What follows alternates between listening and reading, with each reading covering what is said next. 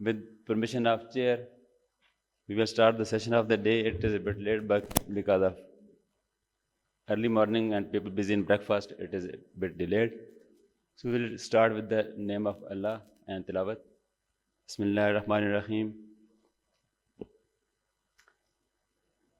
Inna a'tayna kal kawsar. Salli rabbika wanhar.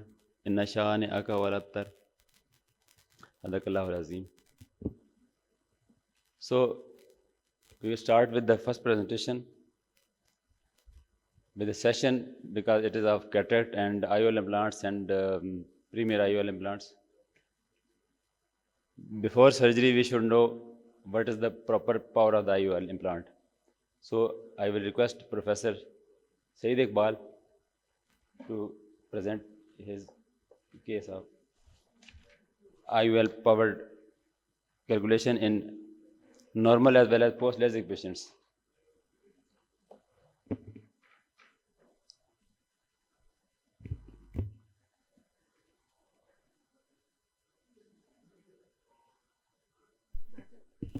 अस्सलाम वालेकुम जी। सही नया सीन है, लैपटॉप ही नहीं है। आदतें ख़राब कर रहे हैं हमारी। अच्छा जी, so the topic is IOL power calculation in cases of post-LASIK eyes, which is refractive surgery. Audience में तो बहुत थोड़े लोग बैठे हैं, लेकिन सभी refractive surgeon हैं माशाल्लाह. So everybody knows about it. So cataract surgery is now more of refractive surgery. This has been discussed many times and will be discussed onward. So the focus is not only the surgeon-induced astigmatism and pre-existing astigmatism, but also the residual sphere number, which is one of the major problems once we do LASIK and patient comes for the cataract surgery later on. So incision depth, incision length, site of incision, these all matter, but the most important thing is the biometry that we usually get surprises from. So intraocular lens power calculation, choosing the accurate power is the major problem and is the major determinant for the patient satisfaction. So it has got three main factors: accurate measurement of the cornea, right formula to choose, and the patient expectation and needs as well. Because it is not only the case that we have to keep everybody on the emetropia. There are a lot of patients who want to be little near happy. There are a lot of patients who want to be glass free even after the cataract surgery, post LASIK. So we need to look at patient expectation and patient's profession as well.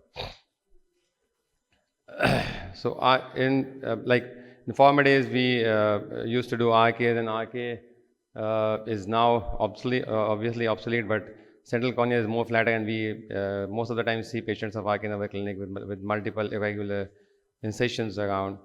So there is always an overestimation of the central cornea. And if we talk about PRK and LASIK, there is a difference of the refractive indices of different layers of the cornea. And we know that if there is a difference of 0.3 millimeter of axial length, there is always a residual error that we come across, which is a minimum -1 or +1. So the first thing that we send the patient towards is the A-scan ultrasound. And this is very important when we perform this A-scan ultrasound, which is usually done by the technician.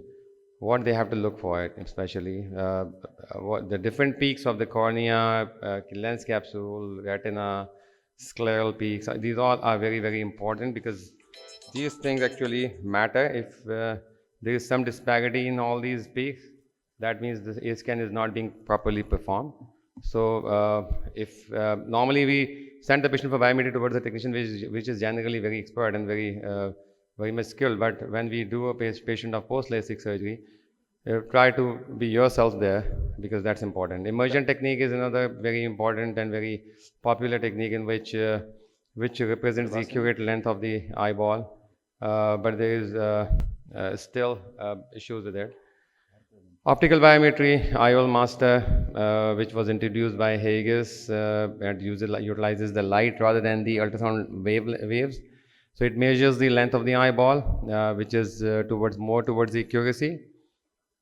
But the disadvantages are if there is any significant axial opacity in the visual axis, it will not be working well. The corneal scars, dense posterior capsular plaques, very brown cataract, vitreous hemorrhages. So basically the signal to noise ratio disturbed, and you do not get the optimal results out of it. So there are indications when you try to perform a scan one more time, when axial length is less than 22 or when it is very high. So try to do it again because there might be a posterior cephaloma and the technician might not have taken the right length of the patient. The difference of the axial length of more than 2 millimeter between the two eyes, and this obviously works because this is not usual case than having an anisometropy of more than 6 diopters, because once an eye is 1 millimeter longer, that means there is a 3 diopter of anisometropy which will develop. So there are several methods to improve the IOL power calculation, and especially after the corneal refractive surgery. Clinical history method, topography calculation method, hard contact lens trial method, nomogram based, and there are a lot of advanced IOL calculation formulas. So if we talk about the clinical history method, basically it subtracts the changes of the manifest refraction, which is actually induced by the surgical procedure on the cornea.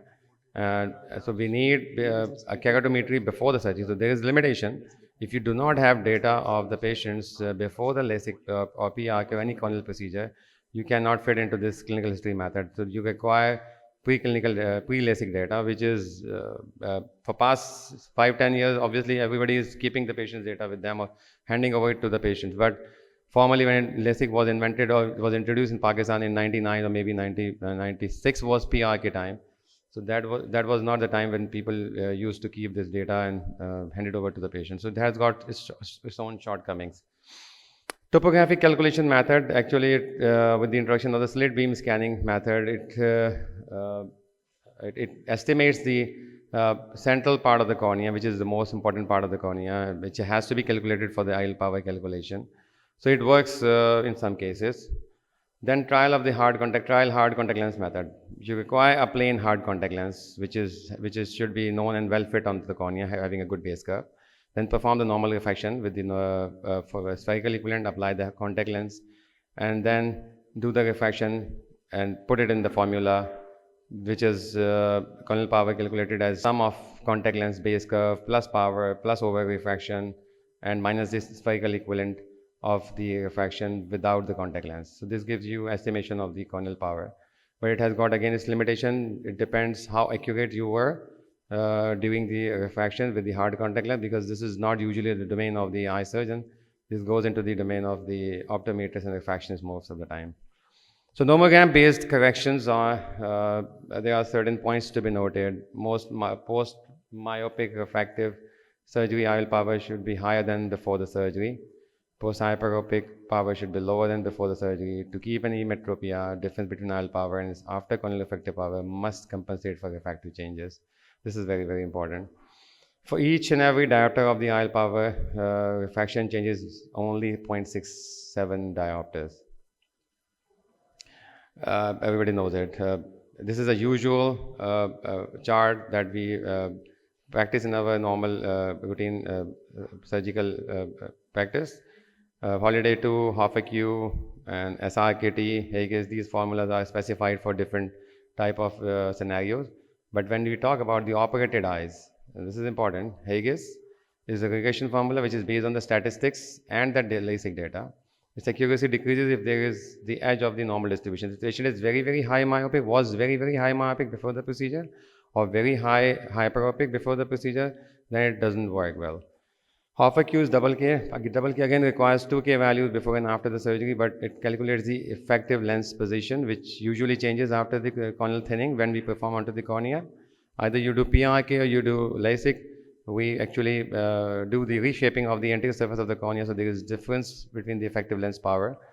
So it calculates it well, so it has got less chances of having errors post-refractively. Holiday 2 and SRK2, Austin 2, double K formulas, they are all helpful in both RK and PRK and post laser vision correction settings. So in conclusion, because many of the methods, there are a lot of methods that we have, and everybody has different procedures, different formulas for their own practice and with their own nomogram. It is very important to have a consensus about the different formulas and take a mean value or median value of IOL power. So, and we have international calculators nowadays, which are very helpful. Sometimes we do our own practice, like I have done most of the time, that I calculate the IOL power post-refractive, and then give it to a guy which I know. He sent it to the international calculator, and the power comes back is almost similar to my own experience-based IOL power calculation. So you can use the international calculator as well, providing all the data of your patient. But the last thing is very important. The patient who has or who have gone through the refractive corneal procedures should be warned about the potential need of refractive correction. Maybe either he should be informed, he will be well counseled, either he will be needing a glass after the procedure, or there might be a chance of doing another refractive surgery post refractive and post phaco surgery. Thank you very much. Thank you, Professor Saeed Iqbal, President-elect OSP Karachi, for an excellent presentation and making us well aware of difficult biometry cases. Now I will request Professor General Mazhar Iqbal, Mazhar Ishaq, sorry. Sir, you are doing everything, flex and premium IOL, complete solution of everything, and you have fair enough time for 2 presentations. Thank you. Rahim time तो मेरे पास मेरा ख्याल है इतना है कि अपनी हुकूमत आज कोई फिक्र की बात ही नहीं आई थिंक सो माय अच्छा उधर आ रही है बिल्कुल ठीक है मैं तो ध्यान ही नहीं कर रहा इसको मैं ऊंचा कर दिया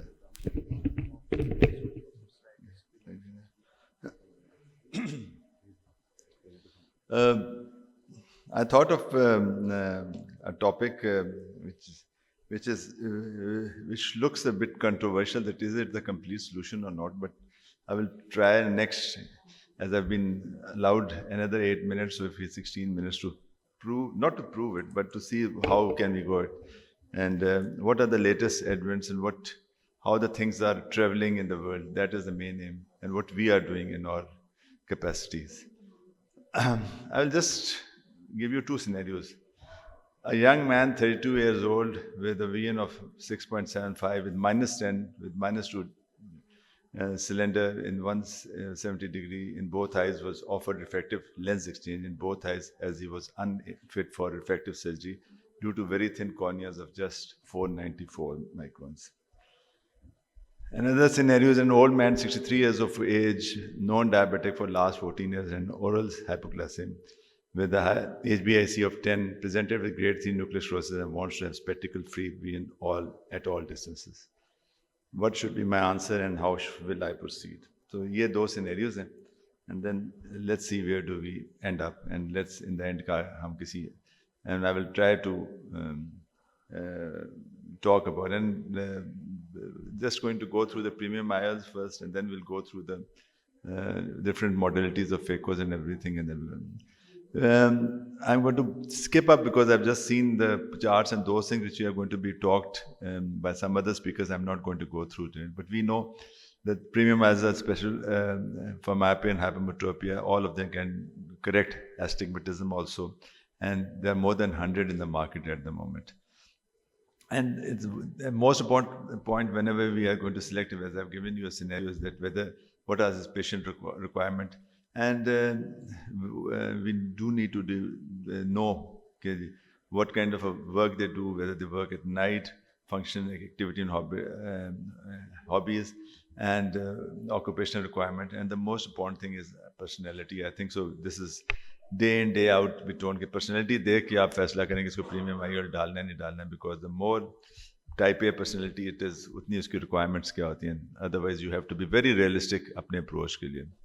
And I think so. These we always write it down and we always skip them thing. But if you have got dry eyes and blepharitis, I think so, with a compromised corneal surface, which is very minimum, these do cause problems. And we have got patients who, even after 5 years, 6 years of having get the surgery, and whoever got dry eyes will come and complain to you about these problems. So one has to be sure about this thing.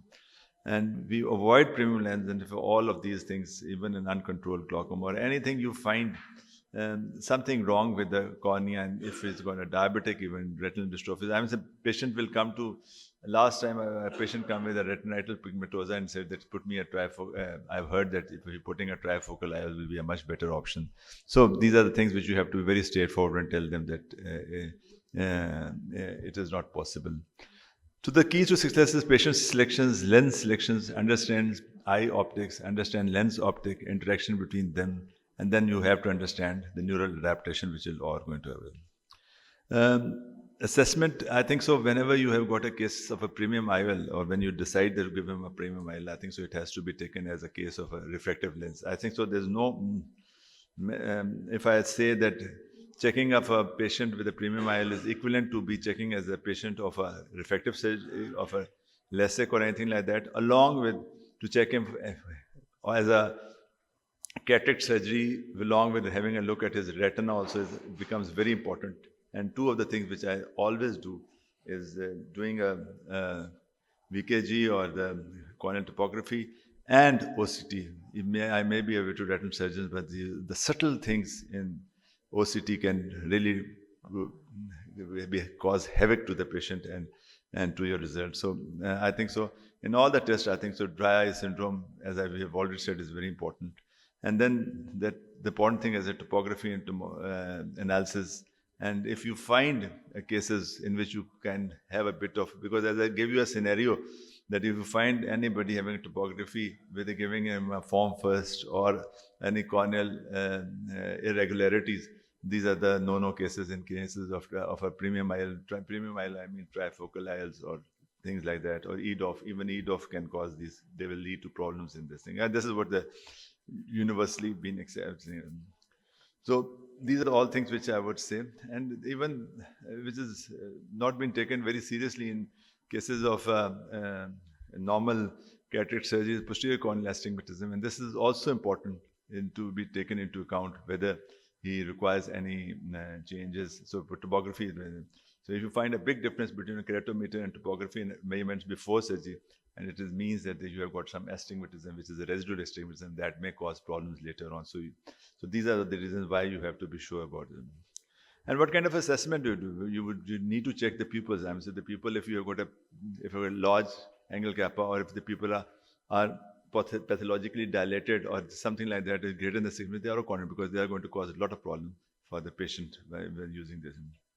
Specular microscope is relatively, and IOL calculation, which I think so Professor Said is given very aptly, that you have to do the best possible, and you do not one, but whenever I do on two. One is the normal, and then I do an optical interferometer, I mean, say TOMI or whatever it is, or whatever IOL calculator you have. So you do two on two machines before you go through it.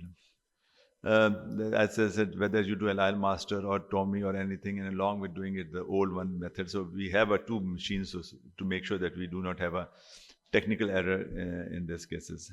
Yeah.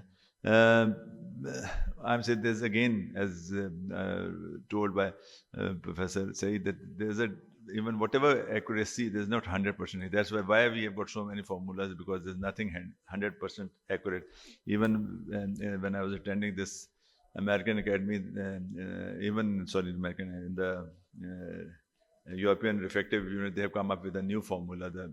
And again, it's a calculator, ESCRS calculator, which has come up new. So the things are, why they are coming, everything is coming up, because anything is not 100% accurate.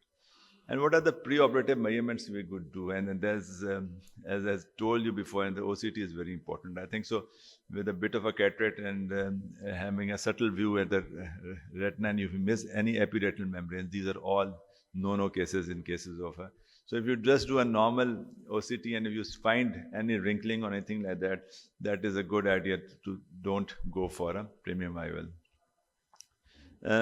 We do HOAs also, because we have got a refractive unit along with it, so to make sure that there's no component of increased glares and hollows. These are one of those complaints which most of the time, if you make out what are the problems of these patients, they will say night driving is difficult. Glare doctor साहब खत्म नहीं हुआ अभी तक, इतना अर्सा हो गया, 6 महीने हो गए, 8 महीने हो गए. So these are the cases जिनमें higher order aberrations के problems हो सकते हैं. Then it is your choice. The IOL is your choice. Company is going to come and say that which lens is better. But I think so if you start using them, you will find out, and I will just give you my take-home message. We have got a lot of options, I think so. I'm not going to go in all the details of the important, because we have got some other speakers who are going to talk specifically about all that, but trifocal and EDOF.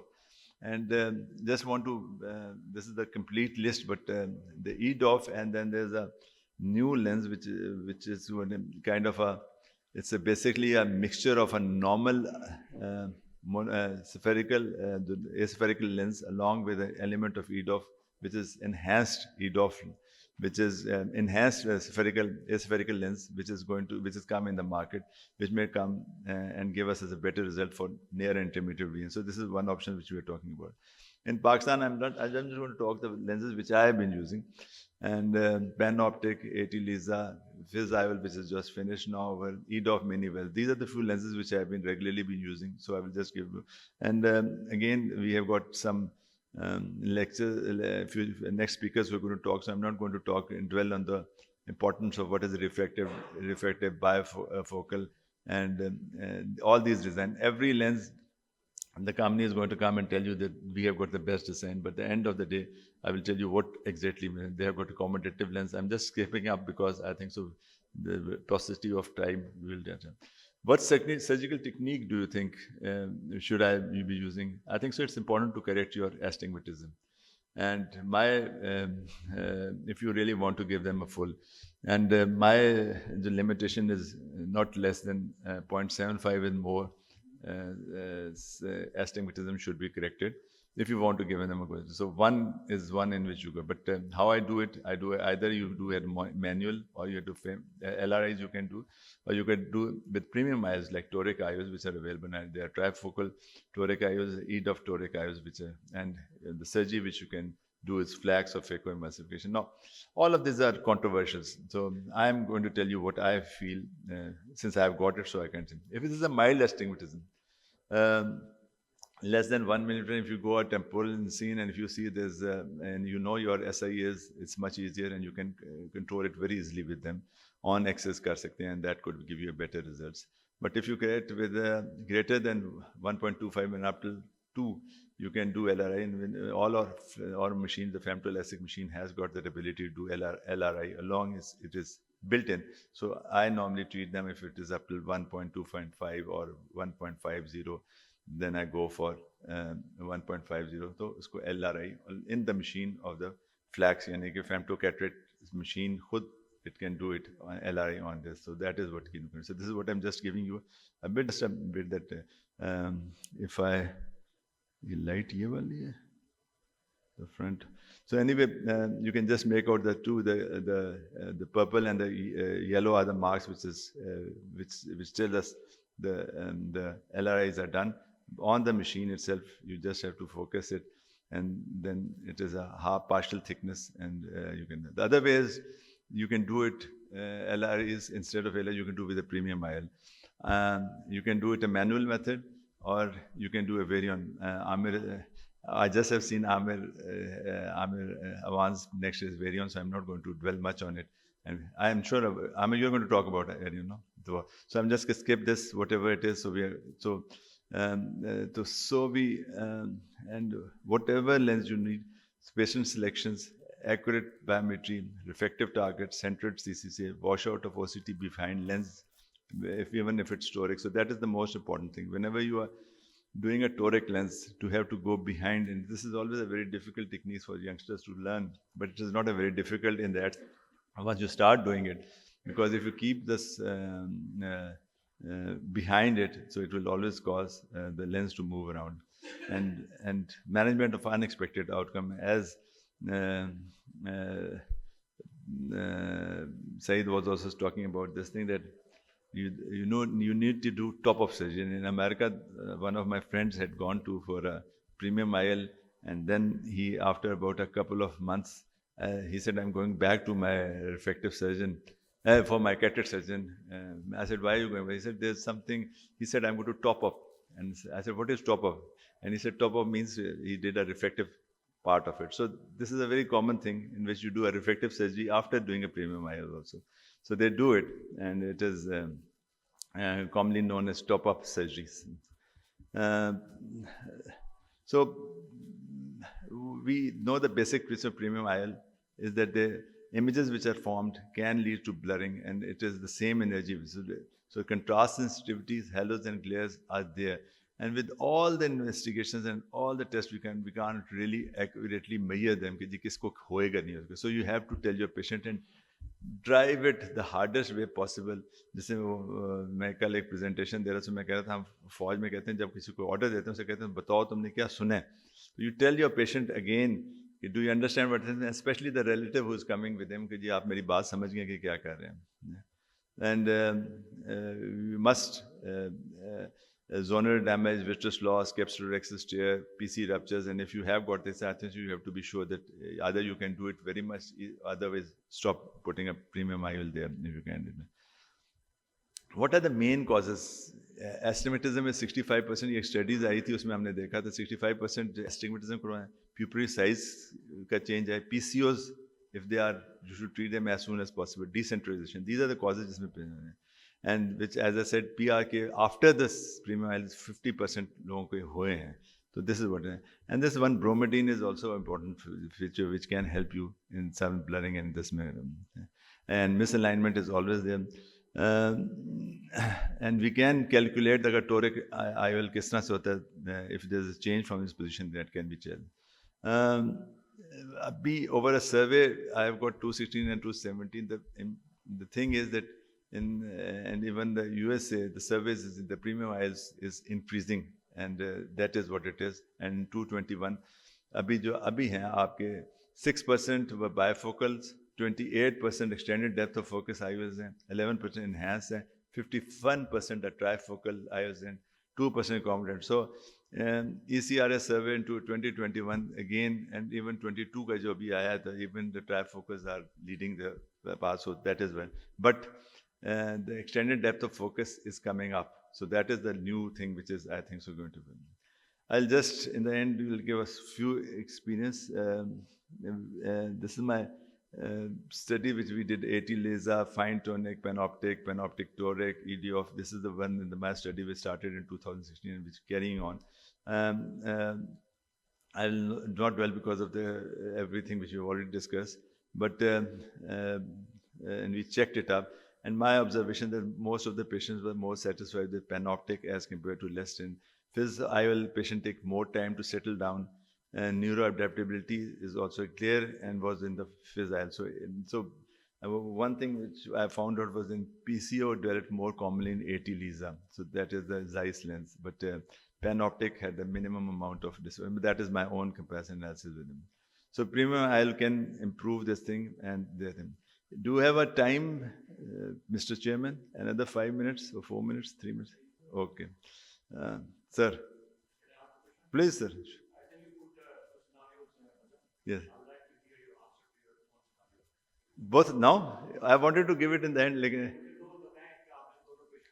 अच्छा, अब आगे scenario for those people. I thought कि मैं आपको आखिर में बताऊं, लेकिन आपने मेरी जो है ना फिल्म यहीं ख़त्म करना चाहते हैं. The first one the more important thing was the first patient. मैंने those who have come join late is वो कि जी एक पेशेंट आया जिसका -10 का नंबर था, और उसको उन्होंने कहा कि जी तुम्हारा ही इज़ अनफिट फॉर फेमटोलेसिक.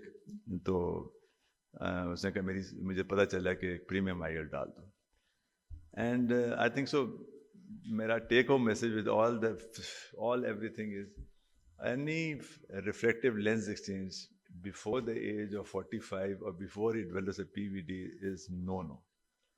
ये इतनी स्टडीज़ आ गई हैं, अगर आप अमेरिका में करें किसी का refractive lens exchange at less than age of 45 years without looking at the retina, without knowing, the chances of retinal detachment increases more than 40% in cases.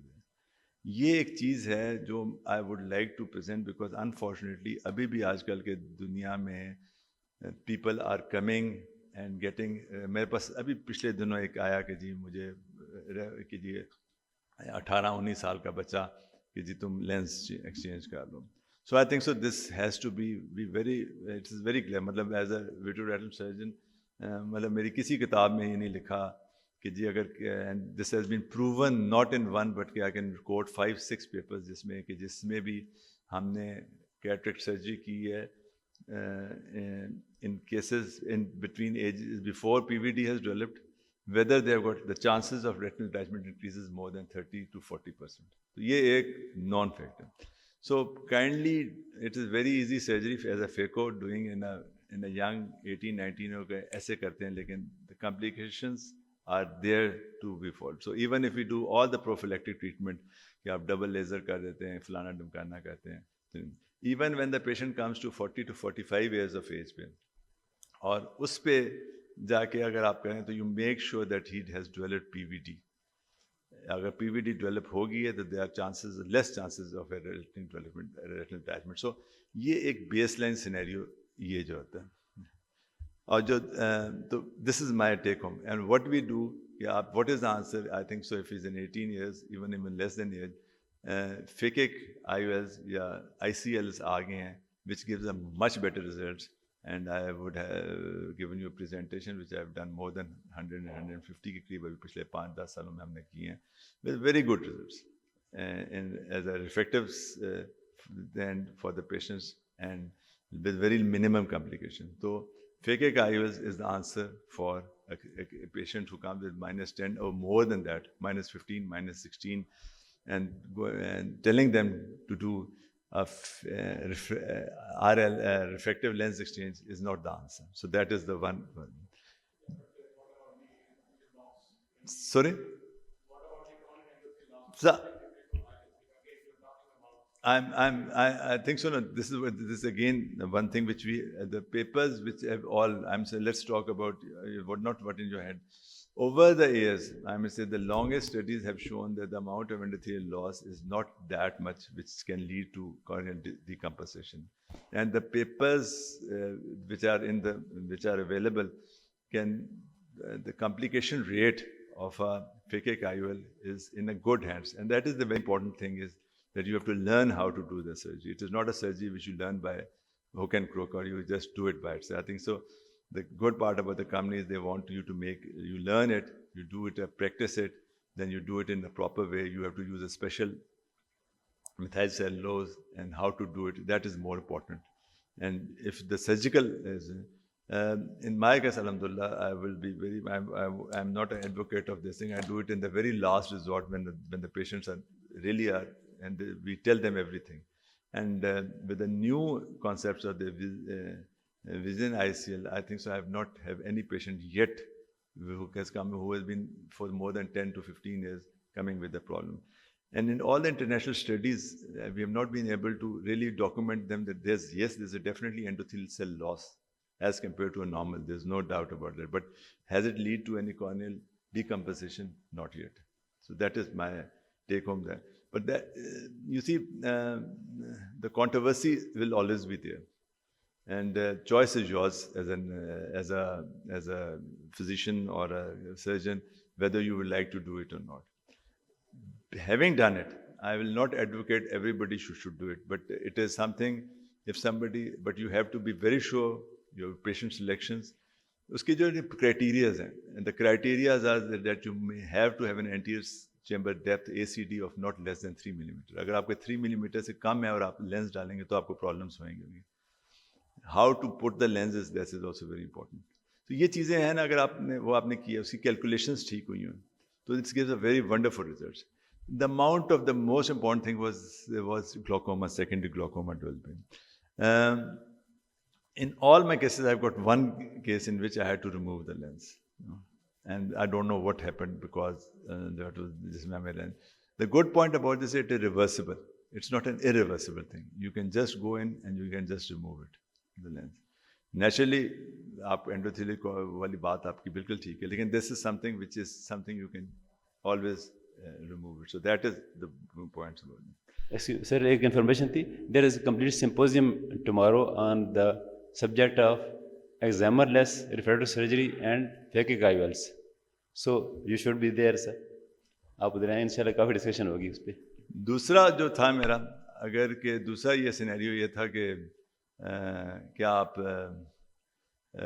करेंगे with a diabetic patient 65 is uncontrolled. I think so.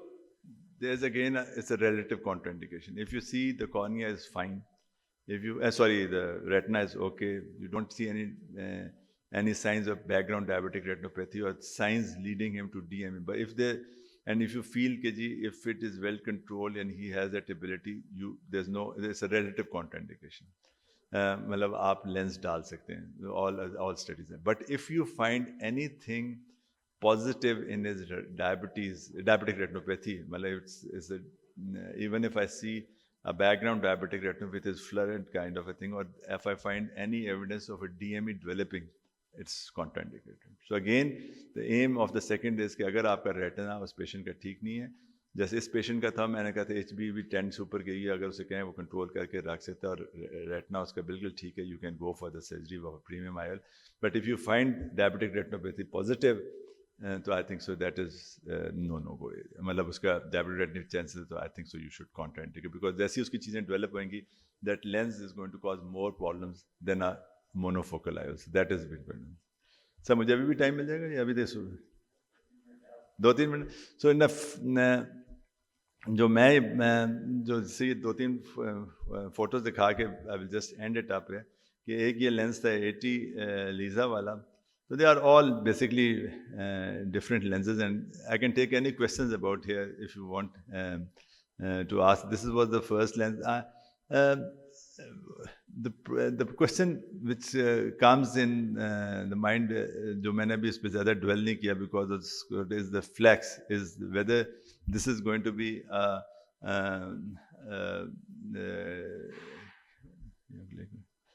कि जी what is the best. अभी आपको इसमें जो है, इसमें we have done, this is the flax which is a femtocataract हुआ होगा, उसमें आपको left and right में आपको insane marks भी हमने लगाए हुए हैं. तो मतलब this is the at the moment what we call is the ultimate surgery, in which you do the femtocataract with the femto machine, and then you do the surgery itself. बाकी आप किस तरह से करते हैं, मेरे से किसी ने क्वेश्चन किया जब मैंने स्टार्ट किया, मैंने कहा यार मैंने जब ये फेम्टोलेसिक शुरू किया, आई फेल्ट मेरा फेको भी ख़राब हो गया. And I asked the same question to the chap who had started femtolasik, Hungarian है, उसने नागी नाम है उसका, वो the first person who did femtocataract start किया था. तो ही सेड कि this is it is. So every जो भी आप शुरू करेंगे, the surgery becomes, जैसे femtolesic है, it becomes, femtocataract is a bit more time consuming, it is a bit, it will take, it's got its own learning curve. But having doing it for last about 10 almost 12, 13 years now, 10 years, 11 years, in 2 machines. First I used to use femto from the Alcon, and now I'm using Zima. I think so both of them have shown that there's a place in the market. We can have a complete talk on this thing, whether the price is the price worth it? What are the results like? International results, head to head, dekha jaye to there's not much difference between the two. But it is just like, I still remember somebody asked me about the same question, and I said, when I was doing my SHO or registrarship in England, we just had changed from extra cap to phacoemulsification. तो 4 consultants होते थे हमारे, तो एक ने शुरू phaco कर दिया, बाकी तीनों ने एक्स्ट्रा कैप कहते. तो वो जो एक्स्ट्रा कैप कहते थे मुझे कहते थे, mother tell me, is there any difference between what I do the surgery and what my the other consultant who has started phaco. I have told you, I have heard that he has a vitreous loss, he had a rupture, is this and that. जब initial आप phaco कहते थे तो हमने जिसके साथ जाते उसके साथ यस सर ही करना होता था. So this is what it is. Every technology when it comes, it has comes with its pros and cons, and but the market forces are like this, that they are able to prevail upon it. I think so. There will be a time when flax machines, the femtocataract machines, are going to come with a lower prices. Number 2, they will be including everything with, like now the machine which I use, the Zima. It can do a femtolesic, it can do a femtocataract, it can do smile, it can do a corneal transplant and everything like that. So the same is the machine which is in Al Shifa also. So things are, but the price is still there. I think so. We have to know these things. We have, and a person like me who got it from a private sector, do I get the financially? I am not getting it. I'll be very frank with it. It is still a financial not viable for a person who doing a lot of other things also. But I think so. This is the future. This is going to be there. They are not running away. There are new machines coming up. So, thank you very much, sir. With any questions or anything like that? Sorry.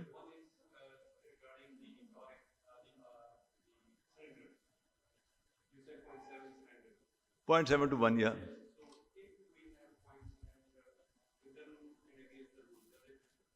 Yes. Yeah, that's.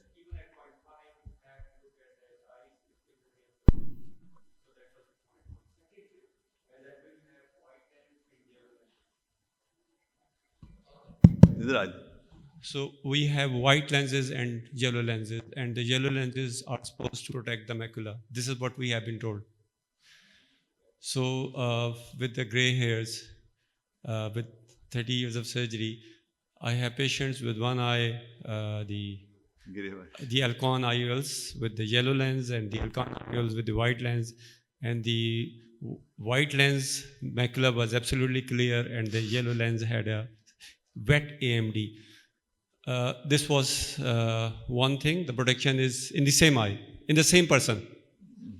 Unfortunately, it was the wrong lens implanted in that eye, yellow lens, and that was removed. And then it was removed, so the IQ could not be put in. So it was a multi-piece that was put in. Like 15 years back by myself, and the patient came a few days back that I can't see with the eye with the original lens. And I can see with the eye with the lens you have changed.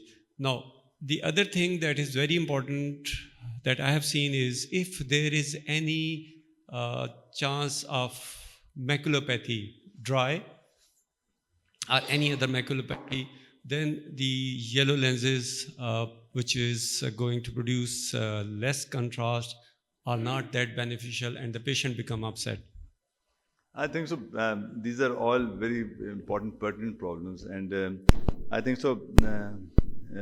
Basically, it is the if I, being a vitreoretinal surgeon, if you go to the natural history, I don't have seen any paper if Amir may, which has really said that there's any benefit of putting any yellow lens, which may lead to less chances of having AMD. That is for, I think so. Amir कोई है कोई ऐसा paper का? And आपका?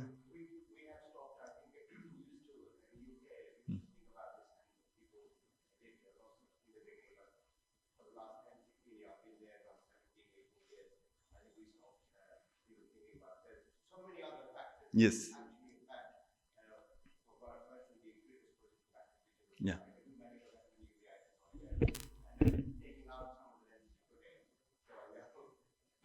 The important thing जो इस बात से हुई, कल मेरे पास पेशेंट है जिसको पेन ऑप्टिक टोरिक मैंने डाला, पैसे लगा के उसने कहा डॉक्टर साहब ये मैं जब मेरे तो ये एक बड़ा अच्छा नज़र आ रहा है, सब कुछ ठीक है, लेकिन मेरी सहेलियां कहती हैं जब भी तुम्हारी आंखें तुम्हारी ना कैट आई वाली शर्ट है, मैंने कहा मैडम यही तो चीज़ है, ये असली लेंस जो है ये मोतियों की तरह करता है, चमकता है, कैट आई तो कैट आई जो रिफ्लेक्शन, मैंने कहा ये तो असली और नकली में लेंस का फ़र्क डालता है. So I say they are all gimmicks and what you want, लेकिन अभी वो कहते हैं कि जी अभी वो लेटेस्ट लेंस, ये these are the problems with all of these lenses, which some of the lenses जिसमें आपका ये ग्लिस्टनिंग मटीरियल अभी उसको ख़त्म कर रहे हैं. आई थिंक सो ये what is the most important thing which I find in pan optics or Alcon lenses is the least amount of posterior capsule opacification. I think so. इसमें मेरे ख्याल काजी will agree with me कि 25 साल पुराना lens जो है ना वो हमने जो डाला उसमें भी posterior. मेरी एक बच्ची थी, मैंने उसकी सर्जरी की when she was hardly 9-10 की डायबिटीज़ की पेशेंट है, जुवेनाइल डायबिटीज़ की 10 साल 11 साल की थी मेरी, उसको मैंने अभी कुछ देखा 3 पीस आयोल डाला हुआ है अपना, और कोई कॉर्निया पे मतलब पोस्टीरियर कैप्सूल है ही नहीं. And this is I think so everybody will agree, all the lenses, and what I found out with all other lenses कि पोस्टीरियर कैप्सूल आता ही आता है, 2 नहीं साल 3 साल. आई थिंक सो इसमें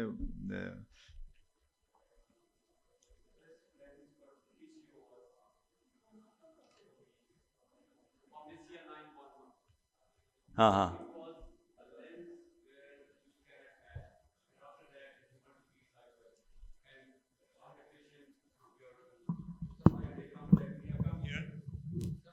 we have come here to get our lenses washed. It is very normal that the person who's got a surgery done, then he needs to get his lens washed.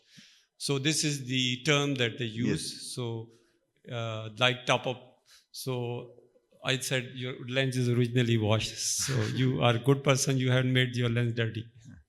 I think so. The 911 was also Sion's lens, if you remember. These are the first lenses, the foldable lenses which came into Pakistan.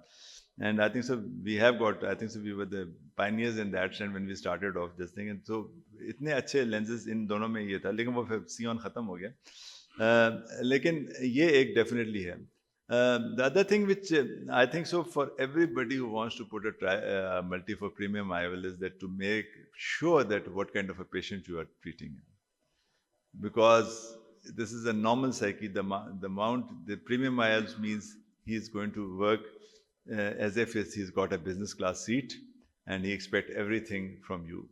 So, इसके pros and cons को you just expect them and you have to look into it. और इसी basis पे काफ़ी surgeon ने कहा कि हमें बेहतर है कि हम एन के दे दें.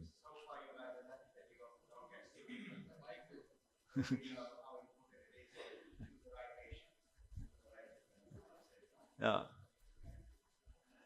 Thank you very much. I think so. We're so grateful. Thank you very much. Thank you very much, sir, for an excellent and elaborate discussion. And you made the people to come on with their opinion points. Thank you. Dr. Amarwan, variant guided, multifocal, trifocal, and toric IOLs. Thank you very much.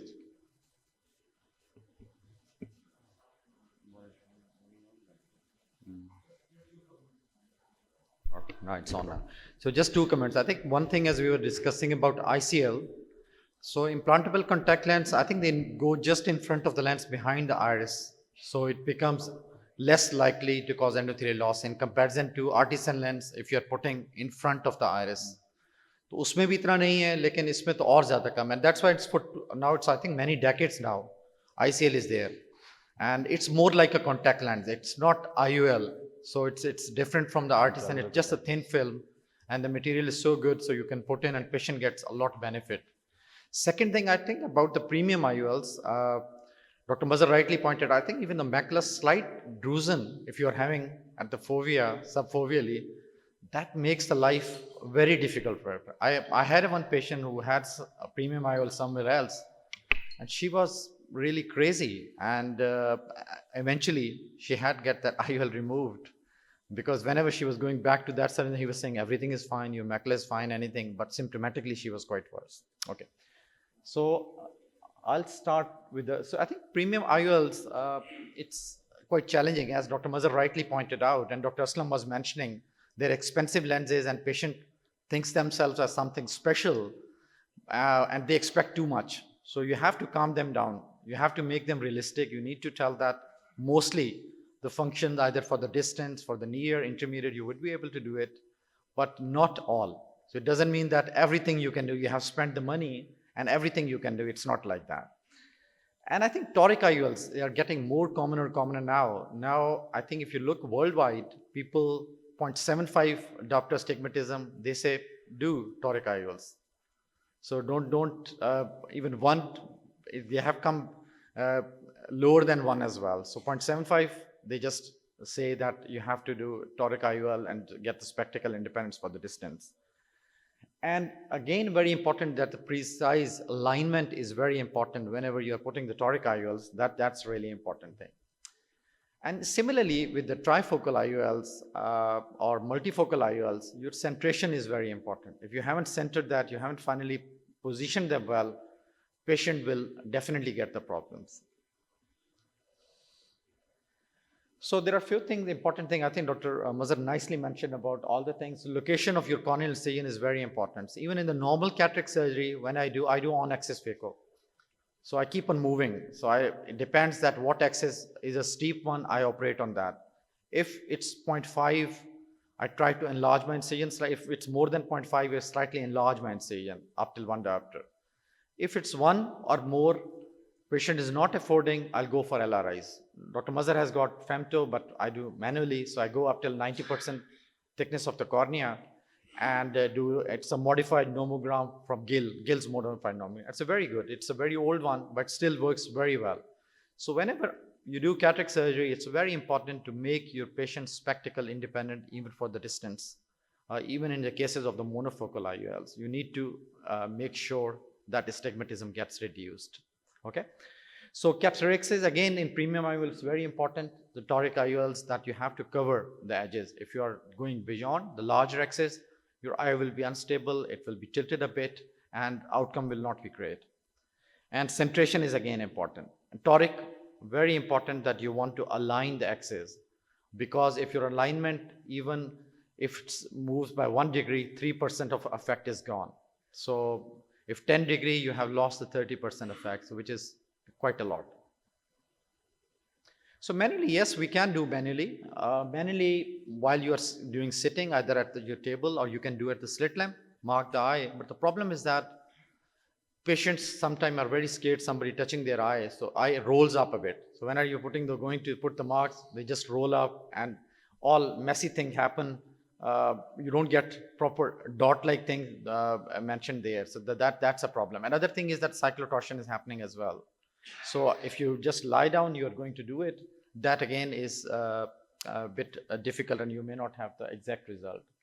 Capsulorhexis is very important. You want to go do curvilinear round capsulorhexis and just cover the edge. So 5.5 millimeter, you are aiming to go for it. And axis of alignment, again, it's difficult. Again, I think important thing in manual is that how much you press it. If you press it a lot, again, your axis will not be correct. Okay, so you just need to put it there, put the marks, and avoid the smudging. So you just fine line you are going to put in when your patient is lying down. So that's another thing, Whitefield Osher thermodot marker, so you can mark with that, and that can put a tiny mark there, so you don't need to have an ink, and then you can do further alignment accordingly. Similarly, Osher toric alignment system is there, which basically gets your iris fingerprint, and it gives you an accuracy of toric lens implantation. And high resolution photograph is taken with the dilated pupil, and that's during the initial pre-op assessment. And keratometric meridians and IOL goal lines are transposed from the toric IOL calculator while you are operating, and you can see during the operating. Then another system is the Callisto. So Zeiss, that again is a famous one, the Zeiss 1 Callisto system. That again is a very good system. Markless alignment you can get with that, and you can have a precise toric alignment to reduce residual astigmatism. And it helps you to meet your patient's expectations. So what I'm going to talk more about is a Varian image guided system, which is a very good system. It has got two parts. One is in your clinic, where you're having the keratometry reading, you are having the IOL calculations, so all are accumulated there. Latest formulas are implemented there, and from the photo, it gets the idea about the scleral and episcleral vessels, where they are, and your pupil and iris features, and that puts in, and during the surgery, you can have exact idea where you are going to give the incision, what will be the alignment. So that's a reference unit, and that is compatible with most of the microscopes. So whatever the microscopes you are using, USB, you can transfer it, and that you would be seeing in the eyepiece exactly what you're going to do. So Aura, again, that came up after Varian. That again, basically, the purpose is to have exact IOL power calculation. So while operating, even you have done pre-op calculation, it may be possible that a slight difference, it comes up during surgery. But the problem is that you have all backups, the lenses in such cases. So even the premium IOL, normal IOL, you need to have a bank of your IOLs so that you can have a proper, if there is a change, you can put in there. It is also good for LRIs, that if you are going to put limb relaxing incision, so it helps. And what they claim is that it has reduced further refractive error regarding the astigmatism by 45%. So that's a Varian image guiding system. So when we are doing it, I think these are important things which you have to keep in mind while we are using the premium IOLs, especially the toric IOL. So your biometry is important, your initial calculations are important. So either your representative from that company Or there are different formulas, as we already was talking about, from ESRs or ASCRS, so that can be incorporated. But usually the company guys are good enough. They will give you an exact idea that where you are going to put your incision, and how much residual astigmatism will be there, and what will be the surgically induced astigmatism. And then the planning is very important while doing surgery, as I was already mentioning. To marking, you are manually doing marking. That's really important before lying down the patient. And cyclorotation you need to keep in mind as well.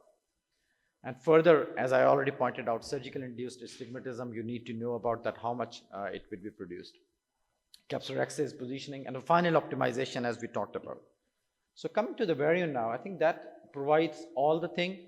So you can have accurate biometry there, you can have auto data uploading, so it gets uploaded, and you can put it into the planning software, and digital eye marking, shortly I would show you as well. Auto cyclorotation compensation, so it will compensate that. And while doing the surgery, surgical induced management and astigmatism management would be there. Capsular access construction, it will help you. IOL positioning, it will help you. And the final optimization of the lens. So that's the initial. When it starts, what you see is patient's name, date, eye, you would see. And if you even look at the image there as well, it's telling you about the limbus, pupil, astigmatism, it's telling steep axis, flat axis. So all details. It's a blue bit you're seeing is it's guiding you about that, where you're going to give incision. Either you're going to do one side port, or you're going to do side port, you can put in. So all the things you can put in there. So where will be your main incision? But the most important thing is where you are sitting. If you look at the top, doctor position is mentioned. If suppose I'm sitting temporarily, that will calculate all opposite that. So you have to make sure that you're sitting at the right place, because otherwise your calculation will be totally wrong. And this will be guiding you, and you won't realize, and completely opposite axis of toric lens would be there. So once the registration is done, this is a view you will see. And here, when your all calculations will come, even your eyes slightly move, it moves up, and then it's just refigure it, and you would see the exact markings are there. So whatever the movements patient is getting, it's not going to bother you much. So it guides you in incision, all axis it will show you. So capture axis, it gives you a round circle, and that again you can adjust it. That will give you an idea. So it becomes much easier, because previously what was happening, or if we are doing manually, we have to put the marks over the cornea with the caliper to get idea that how much rexes I'm giving, because roughly rexes, it's not a good idea in premium IOLs. So that completely guides you where's the rexes, where your center is, so gives you an idea. And then you can final alignment, you can see that it's giving you an idea about the axis. So you need to align those dots by getting the idea which axis you are going to place it. And even finalization, so it's giving you the circles there as well, and it is making the cross there as well. So you have to point the center of your IOL should be just aligning with that. So that's giving idea about that. So I'll just show a video basically. Any questions, I'm happy to, we can discuss as well. So it's just a small video. So what I've told, so incision we are starting. So it's just the stepwise, you keep on going there, and that gives you, so I'm giving the main incision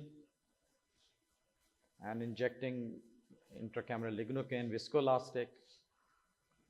So again, important thing in toric IOLs, you're removing or you're viscoelastic. So two type of viscoelastic, as we know, dispersive and cohesive. Cohesive does come up easily, like ProVisc, but viscoat or methyl visc, that becomes much, much difficult. Even beneath IOL, you need to lift it up, and you need to remove it. Because if you don't remove, IOL retention is very likely to happen. So hydrodissection, I'm moving it, just I do phaco-chop, so I'll do phaco-chop and remove the lens, whatever technique you're using. And most important thing is the final alignment, because when you're removing the viscous material, sometimes what happens, you have already aligned it, and you do remove viscoelastic, it moves over. If you try to bring it back, it's not going to rotate it. You have to move all the way around and then come back. So slightly you leave it before removing the viscoelastic. Once you have removed it completely, then you would align it properly and finish up the case. So capsulorhexis, if it's fine, then it's very unlikely that your lens will remain stable there. So you don't need to enlarge the incision, wound assist it. You can do and you can. So this is the pantoric.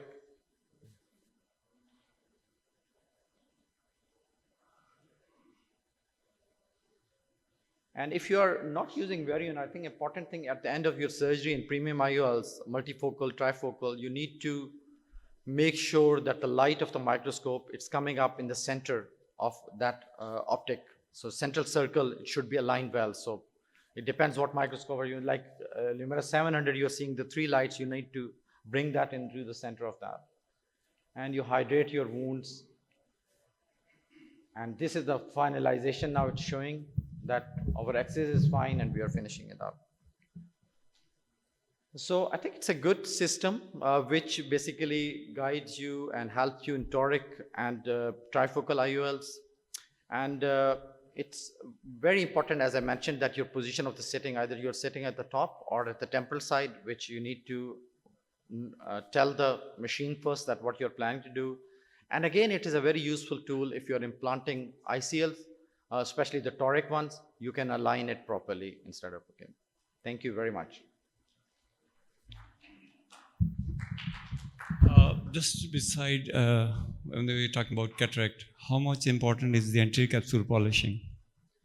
I think it is even normally when you're doing it to some extent, you can polish it while removing it.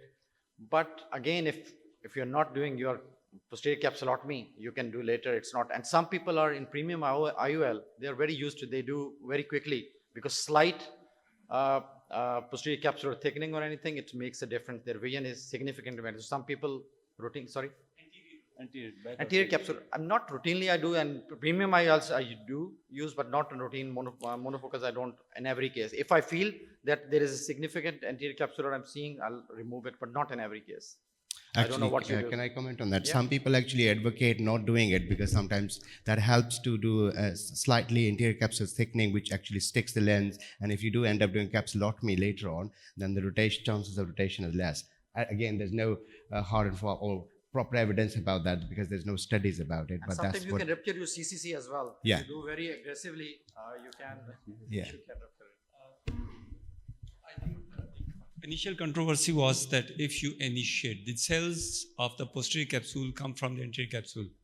So if you stimulate them, you are actually causing PCO. But if you're doing, as Professor Mazhar said, that you see your patients 20 years, 15 years down the road, and you can tell that somebody has done capsulotomy, but the capsule was so transparent you can't see. Now, the other thing that I'm recently seen is phimosis. And it was such a horrible one. And the surgeons told the patient that you should not get it touched. And he was like 636. So I had to do my retinal scissors. And the bag was moving. And then I had to cut it, give like little nicks. So the phimosis part, if it happens with the premium lenses, then it is horrible. Sorry, I was very quickly going to ask one question. Do you actually anticipate that there may be a little bit of a rotation of your lens? When you're first putting in, do you put a 10 to 15 degree anti-clockwise? So when you're taking viscoelastic, it's actually aligned so that you don't have to realign it all the way. So that's so that for early learners, not for yours, it's important. I don't do that many, but because in private practice you have to do a few, so it's important to do. And then was about the macular ones. Very 1 second, not much long. So is the macular ones, when you have any of the macular pathologies, if you're putting trifocal or multifocals, you're going to have more exaggerated symptoms of their macular disease. So sometimes you have to put them in because if you use totally a different lens, they will get a different kind of refractive vision. But it is important to avoid, as you said very rightly earlier. Thank you very much, Dr. Amir, for an excellent presentation, and Dr. Qazi Anathan for good discussion on the subject. With reference to cleansing of anterior capsule, back of anterior capsule, I agree with Dr. Qazi. I do it regularly because it saves us from phimosis and many problem. Now I am going to discuss a similar presentation of the case. Actually, there is a series in which one factor is incomplete clearing of the lens matter from the back of entry capsule and from equator that lead to phimosis, and then ultimately we have to replace the IOL because it causes descentration of the whole IOL capsule complex. Now, my senior, my colleagues, my friends have given excellent presentations on the subject. Army आप डराने वाली नहीं रही, army छोड़ गई है। Sir आपके शहर की हैं, थैंक यू। तो मैं सर मेरा बड़े मोहतरम उसमें सर ये है कि बहुत चैलेंज लगाया आपने, multifocal premium, but sometime things do happen that we have to remove them, so I am going to take them out of the eye. So the IOL has been being implanted and being replaced for quite a long time, decades, and because of many factors. Like traditionally, we used to remove them for dislocation and decentration, as we discussed earlier, because of this capsular phimosis and other things. Incorrect lens power is the most common cause, and it used to be most common cause a bit earlier, but now it is getting less and less. Bullous keratops for ACIOL, which are hardly used now, and so it is also less common indication. So is UGS syndrome. But now, most commonly, the people who are coming, the people who had done LASIK, not LASIK, but actually refractive surgery maybe 25 years ago, they are coming with problems because the biometry issue and the lens implants were not suitable for, biometry was not good. Now people like Professor Saeed Iqbal have done better biometry, and now the problems will be less, and we will remove less lens for that purpose. Glares and halos, इसमें मेरे से agree करेंगे लोग. There are some people with these premium IOLs, they are very, very unhappy. They cannot tolerate these glares and halos, whether it is premium IOL or otherwise, and in few cases we have to remove them and replace them with different lens with less problems of halos. So what we have to take into consideration before implanting these people? Lens. Which lens to be removed? One piece or multifocal lens, type of haptic that might make it more and more difficult to remove the lens. Which lens will be replaced? Sometime I have experienced that once we are going to remove the lens, haptic is so tightly fixed within the anterior and posterior capsule that I have to cut the haptic, retain it there, and just remove the optic, and then replace with some multi-piece lens in the sulcus. So it's not mandatory that we have to take entire lens out. You can take the optic out and keep the fixed rigid haptics within their place. And which lens will be replacing, of course, depending upon the type of surgery, the way you moved, did you leave the entire bag intact or not? So we need additional gadgetry like hooks and scissors, special scissor. I used this different scissor that has serrated ends and that can hold the lens.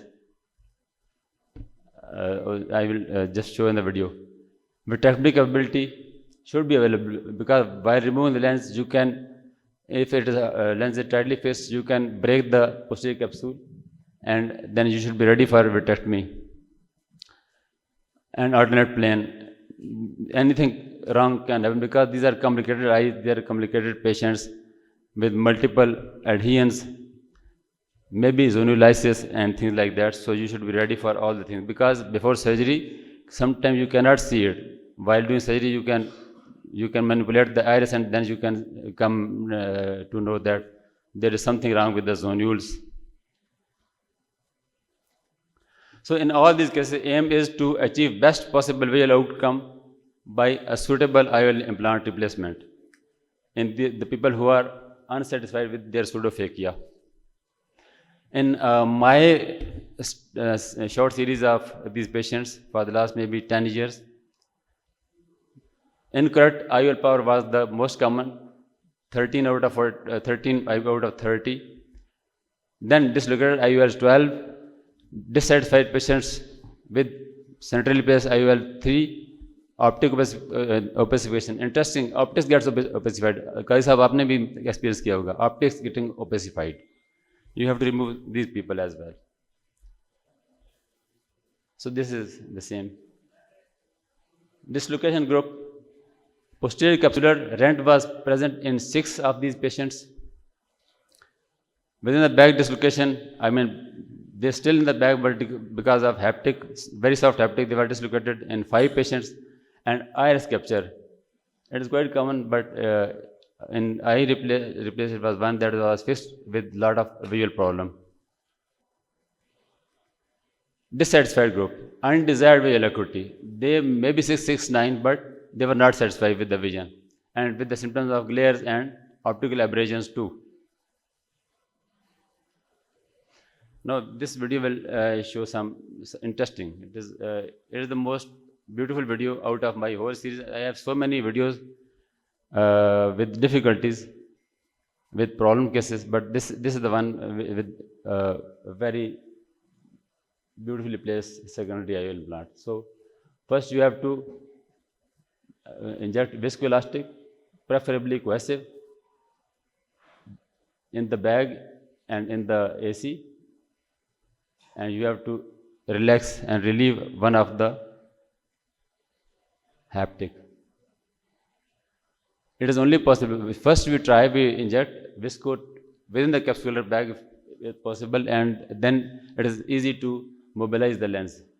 But if it is very hard, lens is not not rotating, it is not mandatory that you should go for it. Then you should alternate your plan. Maybe for hard one, you have to cut this haptic from its root, at least one haptic. Other haptic may come earlier.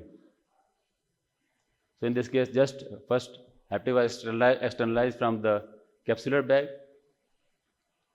then dial it. You have to dial it maximally. Inject viscoelastic on the back of the lens to safeguard the posterior capsule and further mobilize the lens.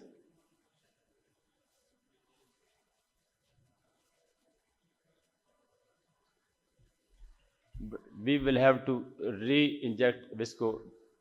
We will have to maintain the anterior chamber and capsular bag full of visco to avoid complications.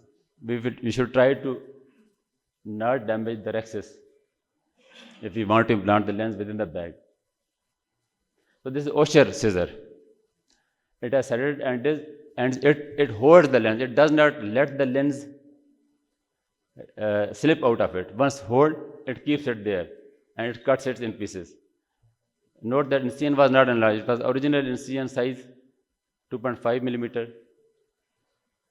and the Sinski hook that would hold the other side of the lens at the equator of the lens. One piece is cut. In this case, it was cut into 3 pieces so that they can come easily out of this 2.5 millimeter incision.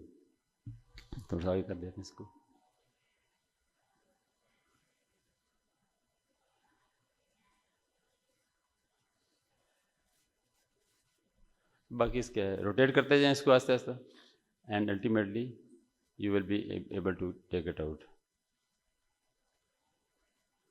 Now this part is also externalized. Sorry.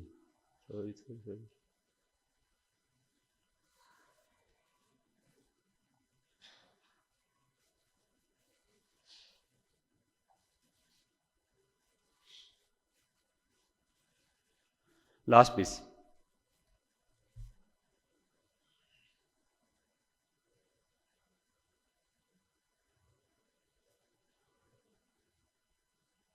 So then it's lens implanted very easily in the same bag. It was done 3 months later, 3 months before, after the surgery had been done. The second surgery, the patient was having excellent result. So this is what is done in this case, and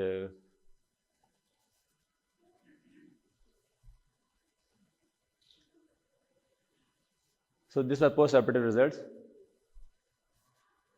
Vision was improved definitely in these patients. 80% of all eyes were 612 or better, including 70% in the IOL dislocation group, and 100% in the people where IOL was not dislocated but it was decentered. Problem was there when there was very strong adhesion between the optic within the capsular bag and there were posterior capsular opacification. And then after, of course, in several cases after the removal of the lens, YAG was done for after some time. No vein threatening complications occurred because whenever I was operating, there was a VR surgeon in the same operation theater. So I was fully in control of everything because if something goes wrong, he will take it out. Thank you very much for listening. And if you have any experience, people much more better experience with me, they can come on. कई से वैसे आप presentation नहीं देते, मुझे बड़ा अफसोस है आपसे. The important thing is that decentration of the IOL without taking it out can be centered again. One part. Second part is that if a person had a power of required 10 and the lens implanted was 15 with 5 diopter of glasses, he's not happy. So you have to take it out. The most important thing is once you go in, depending upon if it is weeks, it is very easy to open the bag. But when it is more time has passed, it's difficult to open the bag. Do not take the lens out. Keep the lens in the bag. Use 2 side ports and use your iris suppositor or the LASIK flap elevator to dissect the anterior capsule from the optic, if there's an optic on top of the anterior capsule, and then do it as many clock hours as you can, maybe 270. You cannot do it 360. And once you have done it, then it is easy to rotate the lens in the bag. That is how you are going to open up. If you try to take out the lens from the bag, the rest of the edges of the anterior and posterior capsule will be adherent with one another and you cannot open them. What we normally practice in a charity hospital, when I just operate, I don't see the patients.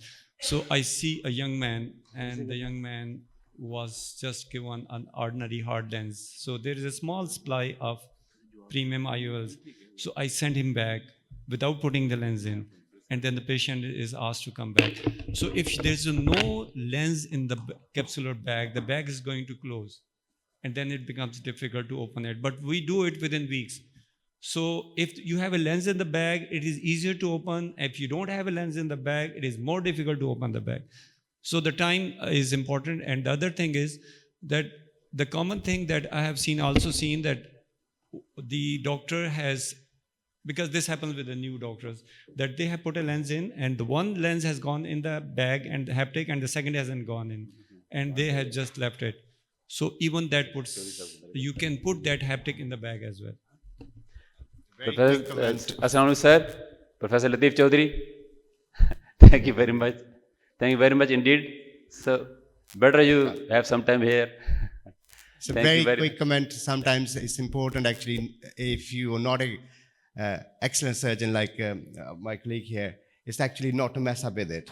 Sometimes it's easier to just put a piggyback lens in actually if the posterior capsule and everything. I have seen the nightmares happening and you actually sometimes could do more harm. First thing should be do no harm. Sometimes it's easier, even if it's an effective surprise or something, if the capsule and bag is good, especially with pseudo exfoliation and stuff like that, and it's better to actually leave that well alone and put a piggyback lens in. As we mentioned before, iris claw lens, endothelial loss, but actually because I do glaucoma and lots of tubes and stents, actually you end up having more endothelial loss with those stuff rather than with the any lens which is behind the pupil. Thank you very much for your suggestions and your experience, because everything can happen and we have to manage accordingly. Now, our poet, ophthalmologist Mazari is around for IOL Technology. Thank you. Assalamu alaikum, sir. Sir, Mujib, sir, one thing I want to add, when you are replacing the IOL, when you have brought the previous IOL in anterior chamber. Before cutting that into pieces, I suggest it would be better if you implant the new lens in the bag and then you cut into pieces. Then you are more safer. You are more safer. Your PC You are doesn't right. get. We do it in many cases. Yes, that is the, I think, better technique. Before Yes, this is- cutting it into pieces, put the bag, Very good lens administrator, into yes. bag. If Thank you. AC is deep, bag is fine, you can do it earlier before cutting. Thank you. Yes, during cutting you can damage the Yes, posterior of capsule. course, true. So better put the IOL True, in the true, bag true. and then I cut fully into agree. pieces. Thank you. The difficult the situation, the more diverse are the opinions. That's the rule. तो अब तो T का time भी हो रहा है, मैं थोड़ी शायरी सुना देता हूँ और प्रेजेंटेशन रहने देता हूँ। तेरा सितम हमको करम लगता है जाना, तू जोरो जफा करके पशेमाना हुआ कर। जब दिल ही नहीं बस में तो फिर नज़र कहाँ हो, गुस्ताख निगाही पे यूं नाला ना हुआ कर। इंसान है ख़ता हमसे कोई हो गई होगी, यूं बरहम व नाराज़ व सितमरां ना हुआ कर।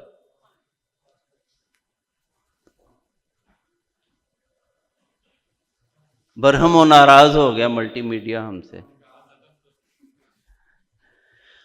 तो एक्सटेंडेड डेप्थ ऑफ फोकस, ये तो हमारे सामने माशाल्लाह गैलेक्सी ऑफ ग्रेड्स बैठे हुए हैं। It's not meant for them, it's meant for the residents and juniors to understand what is extended depth of focus and how does it help. Extended depth of focus is a new, relatively new now, intraocular lens technology to correct presbyopia, and it gives elongated focal point to the patient and adding to the range of vision. If the extended depth of focus is induced by the manufacturers from far to intermediate, then the range will be from far to intermediate. And if the EDOF is induced from intermediate to near, then the patient will enjoy the extended depth of focus for intermediate to near distance. So to understand EDOF, I go to very basic thing, that is understanding the concept of lower and higher order aberrations, and what is asphericity and what is depth of focus, and how does sphericity and the concept of asphericity led to invention of extended depth of focus. Lower order aberrations are myopia, hyperopia, and astigmatism, and higher order aberrations are spherical aberrations and coma. And you can see this is a classical paraxial ray. The nearer to the principal axis the ray is, the lesser it will be deviated. That is paraxial focus. And a ray which is away from the principal axis will be converged more by the optical system. So that gives rise to different foci, and that is known as the conide of Sturm. And this is what is known as spherical aberration. But the interesting thing to note here is that because of the multiple foci and because of the different foci, the patient gets an advantage over a point focus, that is the depth of vision. And that's what we observe in case of spherical IOLs especially, that many times the patients are able to see clearly at the near as well.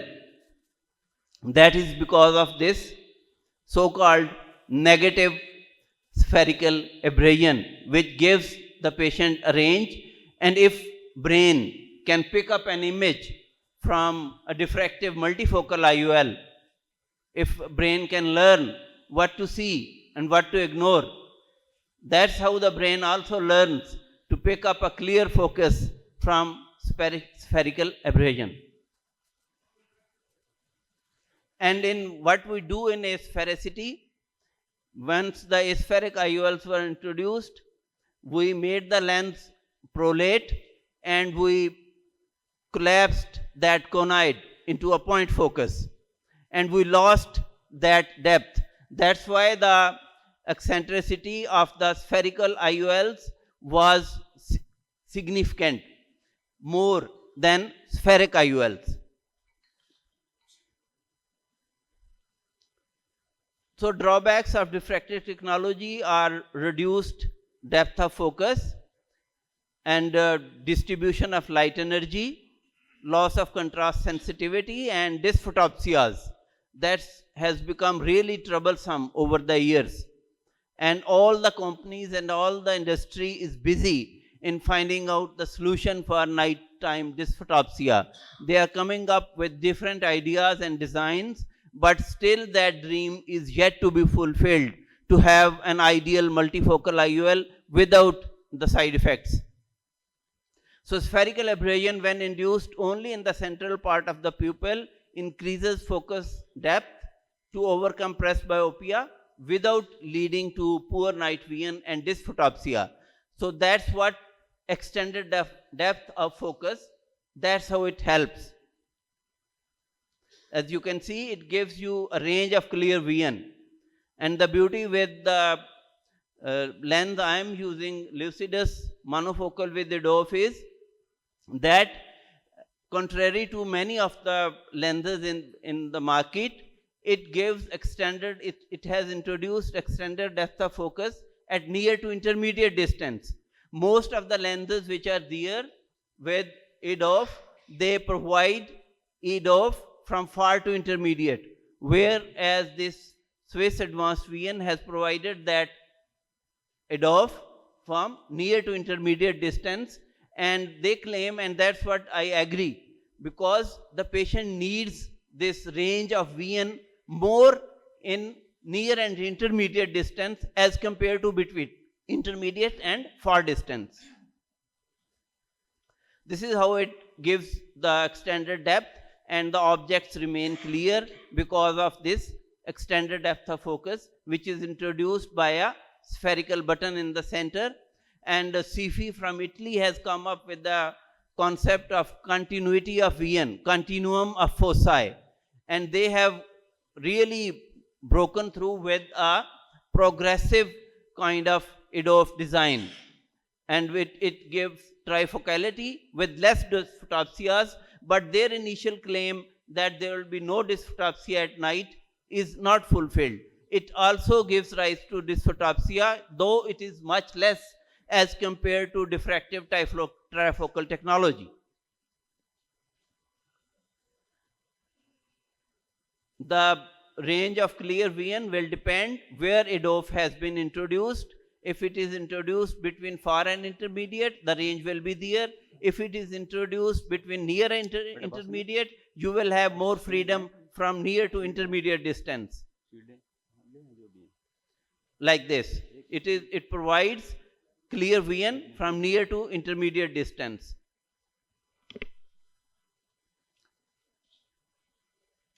And that is done optically with different things. Video चलाएं जरा, click कर दें ऊपर. तो ये दो lenses जो हम यूज करते हैं, उनमें से ये जो नीचे वाली वीडियो है, this is the lower one is Sifi mini well design, which becomes preloaded but a little cumbersome design to assemble and inject. And the same parameters we follow, which have been already discussed. The axis needs to be just half millimeter lesser than the IOL optic and a little nasally centered, and the IOL is preloaded. This is the plunger, and the cartridge has to be assembled, it needs a little bit of force to do that. But once assembled and properly in pre-delivery position, it's quite safe to inject it, and it has an advantage over the trifocal diffractive technology in terms of lesser dysphotopsia at night, and easy to inject, and it is a 4 haptic design and hydrophilic IOL. ऊपर वाली video click कर दें. The Lucidus IOL is also a hydrophilic design and with a little atypical design, which makes it a little tough to fold and insert it. It comes with a disposable injector and we have to load it, and while injecting there is a wider space between the IOL haptics. It's a dual haptic design which gives it an excellent centration, but at the same time you need to be more careful and you need to move more in slow motion while injecting the lens, because the anterior capsule margin can get easily trapped between the wider haptic design. So if we are careful with that, it's an excellent lens, and we have conducted a study of about 50 IOLs in which it provided, if implanted in both eyes, it provided about 75% spectacle independence at near. So these are the two lenses of IOL technology which have come to our practice. तेरा सितम हमको करम लगता है जाना, तू जोरो जफा करके पशेमाना हुआ कर. Thank you very much for your attention.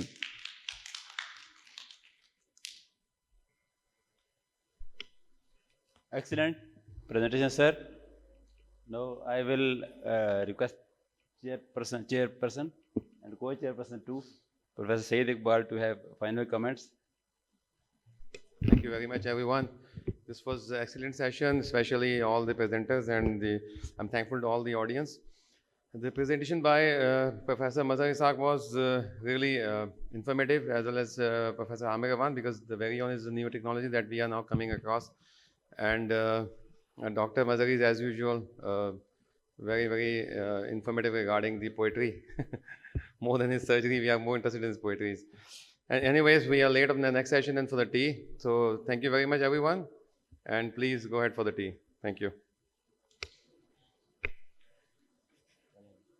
Shield going on. Shield going live.